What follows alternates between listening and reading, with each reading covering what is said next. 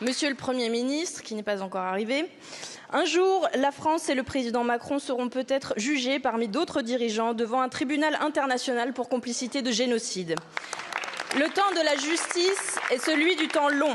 Mais en attendant, chaque jour, des vies humaines sont anéanties. En Palestine, 55 000 personnes à minima ont été tuées depuis 20 mois. En Iran, plus de 600 personnes sont mortes sous les bombes en 10 jours. Les frappes israéliennes ont visé notamment des prisons, et notamment celles où sont détenus 2 Français, Cécile Kohler et Jacques Paris. Les bombardements états-uniens, dont le président de la République a dit, je le cite, partager les objectifs, ont ciblé des infrastructures nucléaires. Ces attaques sont des crimes de guerre qui doivent être condamnés comme tels et sans ambiguïté.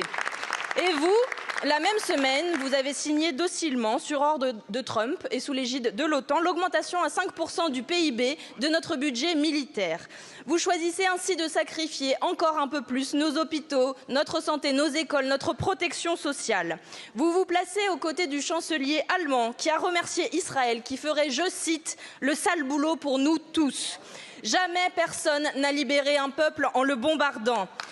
En changeant en permanence de discours, vous faites de la France la spectatrice d'un cessez-le-feu imposé depuis Washington, alors que nous célébrons demain les 80 ans de l'Organisation des Nations Unies, là où le cessez-le-feu aurait dû être décidé. Les peuples du monde se mobilisent pour la paix contre le génocide. Mais notre pays ne tire aucune leçon d'un siècle d'impérialisme états-unien, de guerre mondiale et coloniale. Nous vivons un temps d'accélération où le droit international et le multilatéralisme sont menacés.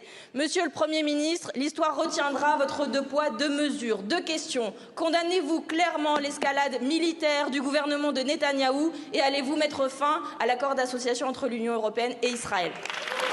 Merci, Madame la Présidente.